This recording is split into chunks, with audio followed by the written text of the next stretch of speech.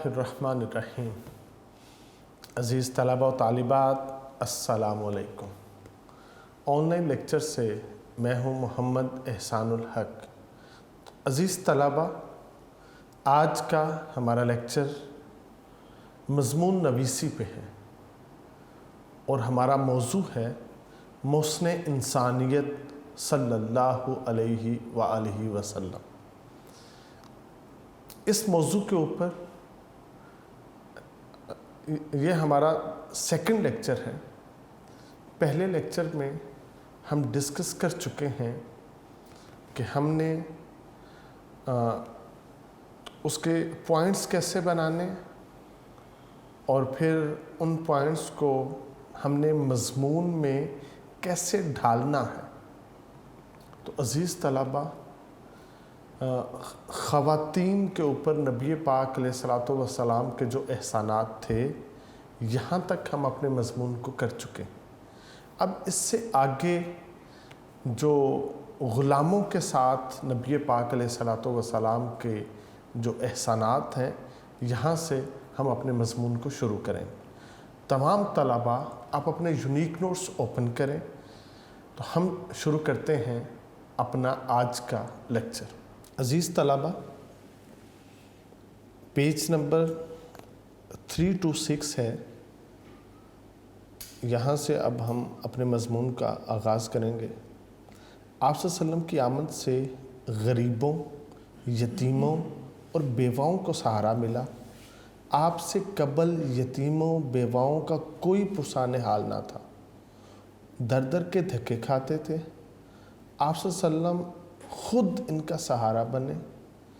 अपने पैरोकारों को आपने अमलन ये तरगीब दी कि बेसहारों का सहारा बनना है, यतीमों के सर पे दस्ते शफ़क़त रखना है, मस्कीन को खाना खिलाना है, बेवा को सहारा देना अल्लाह रब्बुल इज़्ज़त के कुर्ब का ज़रिया है और तुम्हारे अखलाक़े हसना का ये मरकज़ी जुज़ होना चाहिए।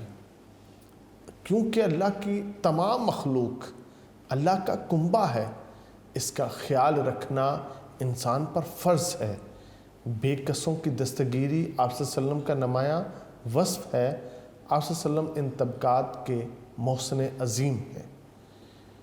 नबी पाक अलैहिस्सलातु वस्सलाम अपने मुखालिफीन और अपने दुश्मनों के भी मोहसिन थे।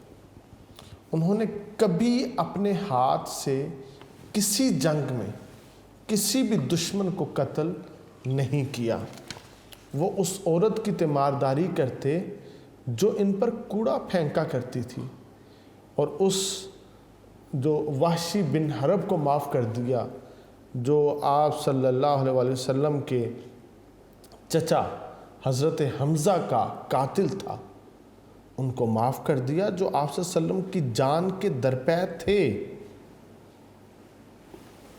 और जिनकी वजह से आप सल्लल्लाहु ने मक्का मुअज़्ज़मा छोड़ा था। आप सल्लल्लाहु ने रहती दुनिया तक ये जो मिसाल थी ये कायम कर दी थी कि माफ़ कर देना ये बहुत बड़ी नेकी है। तो ये एक खूबसूरत सा शेर है, यहाँ पे ज़रूर लगाइएगा। सलाम उस पर के जिसने खून के प्यासों को रिदाएं दीं। रिदा कहते हैं चादर को, शॉल को कहते हैं। सलाम उस पर के जिसने गालियाँ सुनकर दुआएं दीं। ये बड़ा मशहूर व मारूफ़ वाक़े की तरफ इशारा है कि नबी पाक अलैहिस्सलातु वस्सलाम जब ताइफ़ के बाज़ार में गए, लोगों को तौहीद की तबलीग की और उन्होंने उबाश नौजवानों को उनके हाथों में पत्थर दे के आपके पीछे लगा दिया। फिर क्या हुआ? उन्होंने पत्थर मार के आपको नाउज़ुबिल्लाह लहूलुहान कर दिया। जिब्रील अमीन से सिदरतुल मुंतहा पे बैठा ना गया, आपकी बारगाह में हाज़िर हुआ और आकर अर्ज़ किया कि अगर आप हुक्म फरमाएं मैं ये ओहद पहाड़ इनके ऊपर फेंक के इनको तबाह कर देता हूँ। तो आप सल्लल्लाहु अलैहि वसल्लम ने फरमाया, मैं इनको बर्बाद करने नहीं आया, बल्कि मैं तो इनको آباد کرنے آیا ہوں۔ تو عزیز طلبہ، نبی پاک علیہ الصلوۃ والسلام کے جو دشمن تھے آپ نے ان کو بھی دعائیں دی ہیں۔ ایسے ہی نبی پاک علیہ الصلوۃ والسلام نے ایک دفعہ خانہ کعبہ کے غلاف کو پکڑا اور اسے جھنجھوڑا اور بڑی رقت امیز انداز میں اللہ رب العزت سے دعا کی کہ یہ جو ابو جہل ہے یہ دارہ اسلام میں داخل ہو جائے۔ تو ایک طرف ابو جہل اور حضرت عمر فاروق، ان دونوں کے میں سے کسی ایک کے ساتھ اسلام کو طاقت دے۔ تو آپ کی دعا قبول ہوئی اور حضرت عمر فاروق رضی اللہ تعالیٰ عنہ جو آپ کی جان کے دشمن تھے، آپ کے ہاتھ پہ دارہ اسلام میں داخل ہو گئے۔ تو نبی پاک علیہ الصلوۃ والسلام کے جتنے مخالفین ہیں آپ نے ان کو دعا دی ہے۔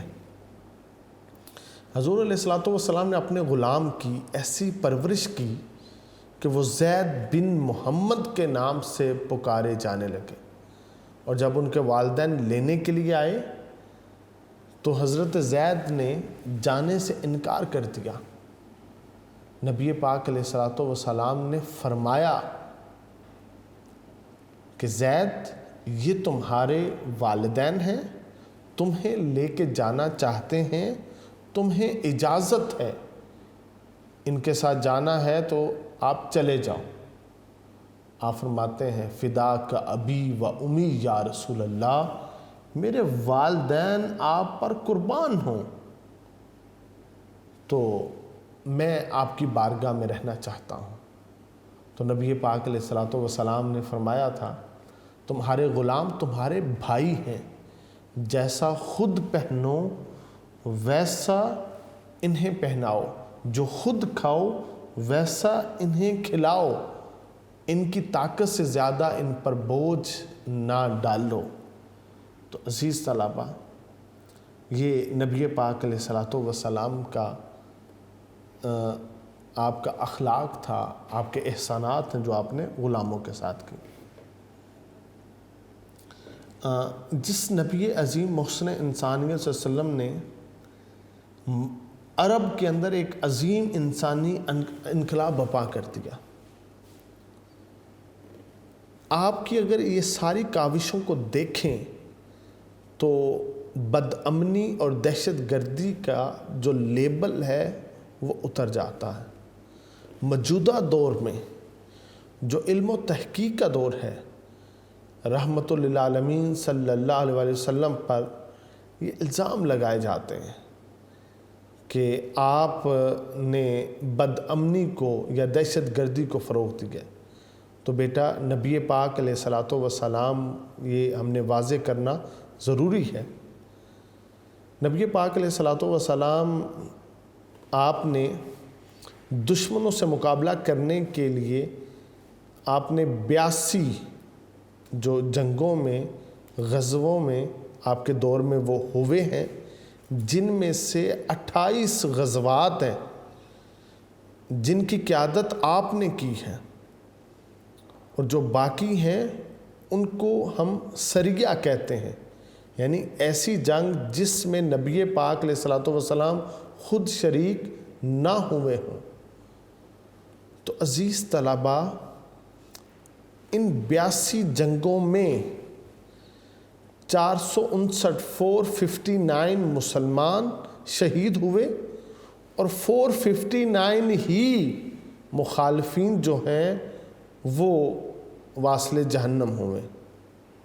ان تمام مقابلوں میں صرف 11 مسلمان قید ہوئے بس، مگر مخالفین کے 6546 افراد قیدی بنائے گئے، جو فدیہ دے کر یا بغیر فدیہ دینے کے آزاد کر دیے گئے، اور ان میں سے جو بلا کسی شرط کے چھوڑے گئے تھے 6,546 ٹوٹل قیدی ہیں، ان میں سے جو بغیر کسی شرط کے چھوڑ دیے گئے تھے ان کی تعداد 6,347 ہے، اور ان کے ساتھ کوئی انتقامی کارروائی نہیں کی گئی۔ زخمیوں کی تعداد بھی فریقین کو ملا کر 300 کے قریب ہوئی، اور تمام جنگوں میں جو انسانی رواداری اور حسن اخلاق کا معاملہ رہا اس کا دوسرے مذہبوں اور تمدنوں میں زمین آسمان کا فرق ہے۔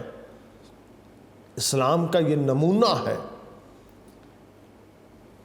کوئی بھی مذہب ہو، کوئی بھی قوم ہو، کوئی بھی معاشرہ ہو، امن کے لیے کوشاں کوئی ادارہ آج تک اس طرح کا امن پسندی حق طلبی کا انقلاب برپا نہیں کر سکا۔ یہ انقلاب بھی ایسا انسانی انقلاب تھا کہ اس کے نتیجے میں رحمت للعالمین صلی اللہ علیہ وسلم نے ایسے نظام کی بنیاد رکھی جس کی برکات صدیاں گزر جانے کے بعد بھی انسانی سینوں میں محسوس کی جاتی ہے۔ جو قیدی تھے نا، جو نبی پاک علیہ الصلوۃ والسلام کی بارگاہ میں تھے، اب خصوصاً جنگ بدر کے 72 قیدی تھے، ان میں سے 70 کو نبی پاک علیہ الصلوۃ والسلام نے جرمانہ لے کر آزاد کر دیا۔ ان قیدیوں کو مہمانوں کی طرح رکھا گیا۔ بہت سے قیدیوں کا اعتراف موجود ہے کہ مسلمان اپنے بچوں سے بڑھ کر ہمارے آرام اور راحت کا اہتمام کرتے تھے۔ تو عزیز طلبہ، مختلف جنگوں میں نبی پاک کے اخلاق اور کردار کو ان لوگوں نے دیکھا ہے، اور بہت سارے ایسے قیدی جن کو رہا کر دیا گیا وہ واپس نبی پاک کی بارگاہ میں آ کے کلمہ پڑھ کے مسلمان ہو گئے تھے، دائرہ اسلام میں وہ لوگ داخل ہو گئے تھے۔ تو عزیز طلبہ، اس وجہ سے نبی پاک علیہ الصلوۃ والسلام نے مہذب دنیا کو روشن چہرہ دکھایا ہے کہ تم کیا کرتے ہو، تم جدھر جاتے ہو خون کی ہولی کھیلتے ہو، تم عورتوں کو قتل کرتے ہو، تم بچوں کو قتل کرتے ہو، تم بزرگوں کو قتل کرتے ہو، جبکہ نبی پاک علیہ الصلوۃ والسلام نے فرما دیا تھا کہ کسی کو اجازت نہیں ہے کسی خاتون پر تلوار اٹھانے کی، بچوں پر تلوار اٹھانے کی، بوڑھوں پر تلوار اٹھانے کی، اور جنگ کے دوران جس نے آخری لمحے میں بھی کلمہ پڑھ لیا تم نے اس کے اوپر بھی تلوار نہیں اٹھانی۔ یہ اسلام کا کردار تھا جس کی وجہ سے اسلام جو ہے وہ پوری دنیا میں پھیلا۔ تو اسلام کردار سے پھیلا ہے، تبلیغ سے پھیلا ہے، یہ تلوار سے نہیں پھیلا۔ عزیز طلبہ، پھر اگر ہم پوری دنیا کے معاشی نظام کو دیکھتے ہیں تو اس میں کیا ہے کہ سود خوری یہ بڑی عام ہے، اور اس سود خوری کی لعنت نے سینکڑوں افراد کو نسل در نسل غلامی کی زنجیروں میں جکڑ رکھا ہے۔ سود پر قرض لینے کے بعد افراد کئی نسلوں تک سود خوروں کے ظلم اور ستم کا شکار رہتے ہیں۔ آپ صلی اللہ علیہ وسلم نے سود خوری کو حرام قرار دیا، اس کو مکمل طور پہ منع فرمایا، اپنے چچا کی طرف سے سب کا واجب الادا قرض معاف کیا، انسانوں کے کندھے اس بوجھ سے آزاد ہوئے، رات دن کی فکر ختم ہوئی، مالی آزادی نبی پاک کے سبب نصیب ہوئی۔ سخت زبان کا استعمال کئی مسائل کو جنم دیتا ہے۔ تانا زنی، غیبت گوئی یہ نفرت کو پیدا کرتی ہے، کرخت زبان دل توڑتی ہے، فحش گوئی یہ بد اخلاقی ہے، گالی دینا اور برے القاب سے پکارنا لڑائی کا موجب ہے۔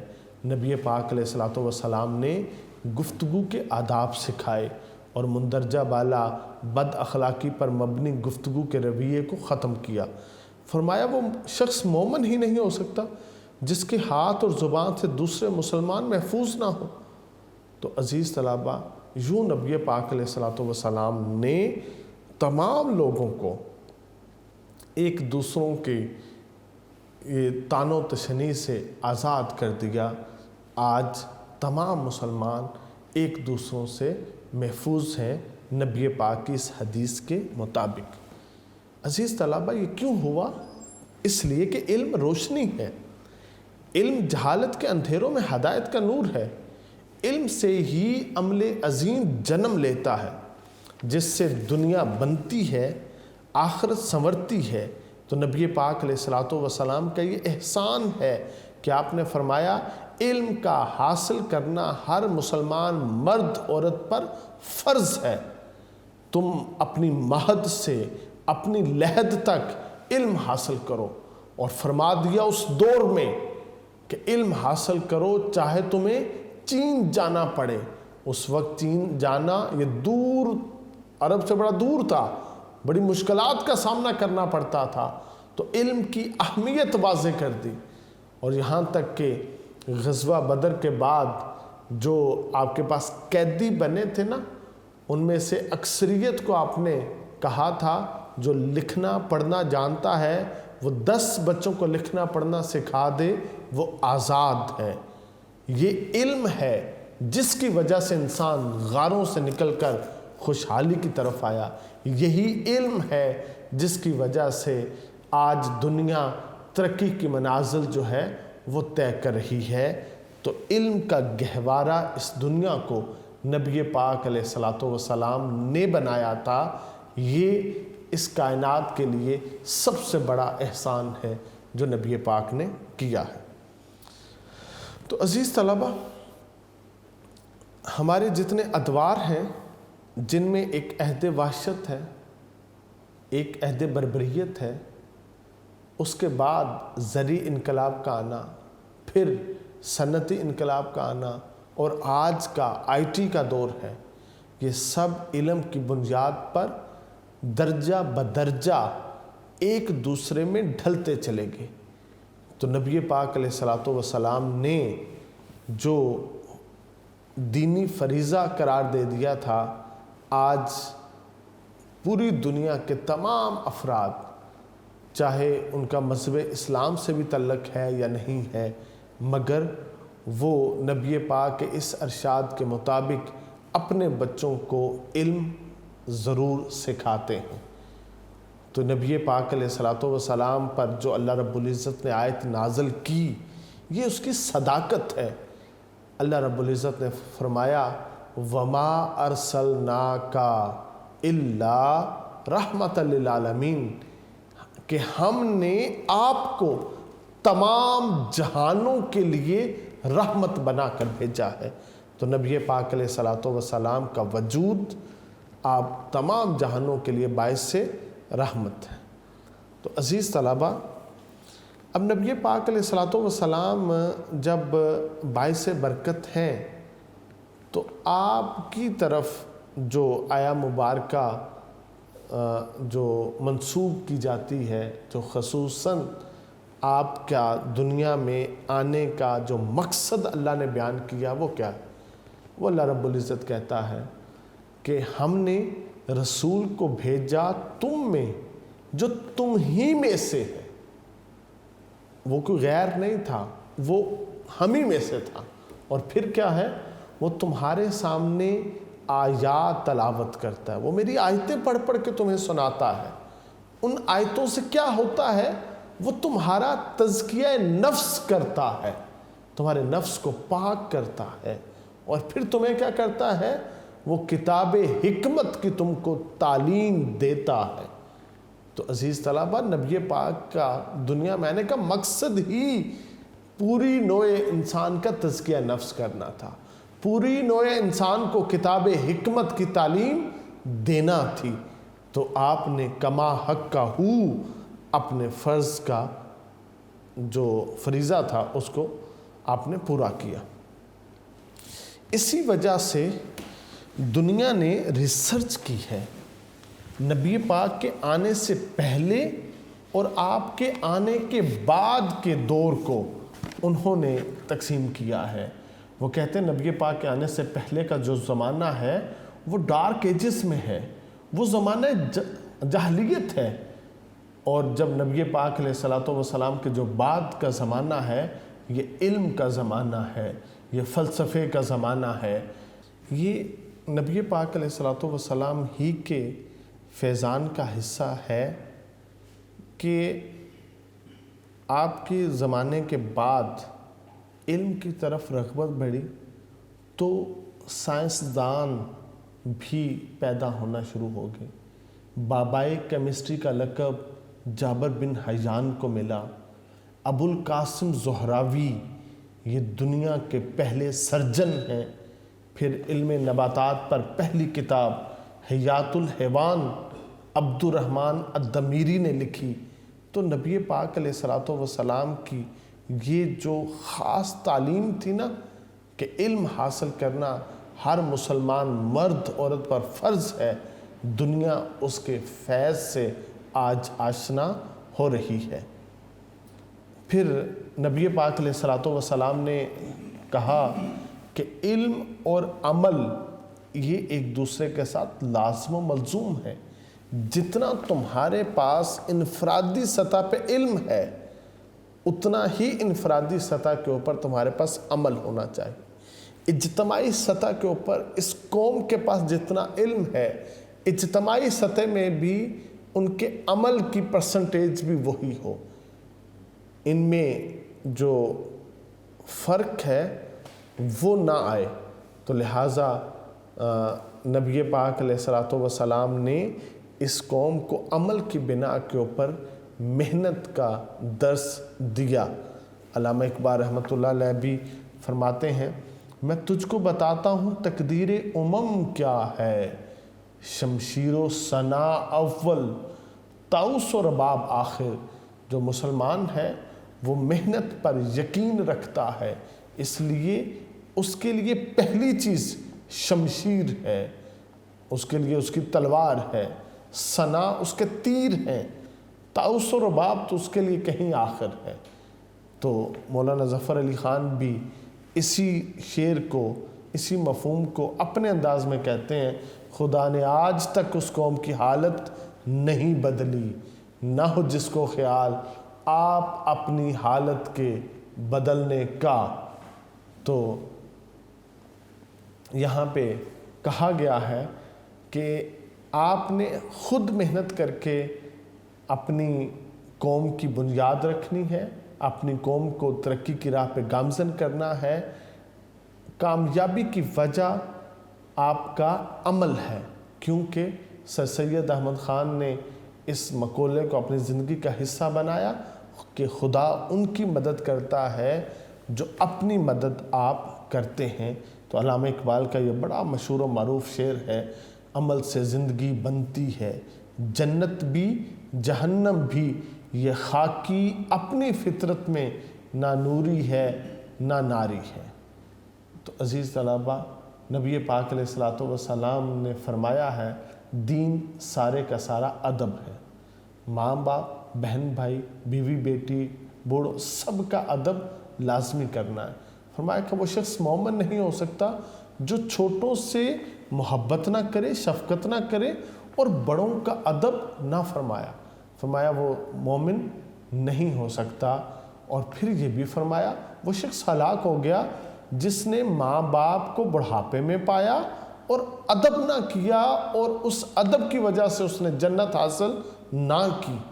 اور یہ تو اسلام کا خاصہ ہے جس نے سکھا دیا کہ جنت جو ہے وہ ماں کے قدموں تلے ہے۔ فرمایا جو تمہارا جو باپ ہے وہ تمہاری جنت کا دروازہ ہے۔ اپنے باپ کا ادب احترام کرو، اپنی ماں کی خدمت کرو۔ دنیا کا عجب دستور ہے، ہم بند کمرے میں اپنی ماں کی خدمت بجا لاتے ہیں، پورا جگ ہماری عزت تکریم کرتا ہے۔ ہم بند کمرے میں اپنی ماں کے ساتھ جو ہے وہ نازیبا الفاظ سے گفتگو کرتے ہیں، پورا جگ ہم پہ جو ہے نا وہ لعنت ملامت کرتا ہے۔ تو عزیز طلباء، ہم نے ادب کے دامن کو مضبوطی سے تھام کے رکھنا ہے، کیونکہ شعور لایا، کتاب لایا، وہ حشر تک کا نصاب لایا۔ دیا بھی کامل نظام اس نے، وہ آپ ہی انقلاب لایا۔ تو عزیز طلبہ، اخلاق جو ہے یہ خلق کی جمع ہے، جس کا معنی ہے برتاؤ، ایک فرد کا دوسرے کے ساتھ برتاؤ، اس کو اخلاق کہتے ہیں۔ انسان اپنی ذات سے گروہی زندگی میں منتقل ہوتا ہے، وہ تنہا ضرورت کو پورا نہیں کرتا، وہ مل جل کر رہتا ہے، معاشرے میں تشکیل پاتا ہے، اس کے جو خونی نوعیت کے رشتے ہیں وہاں سے لے کر وہ زمانے بھر کے رشتوں میں بندھ جاتا ہے۔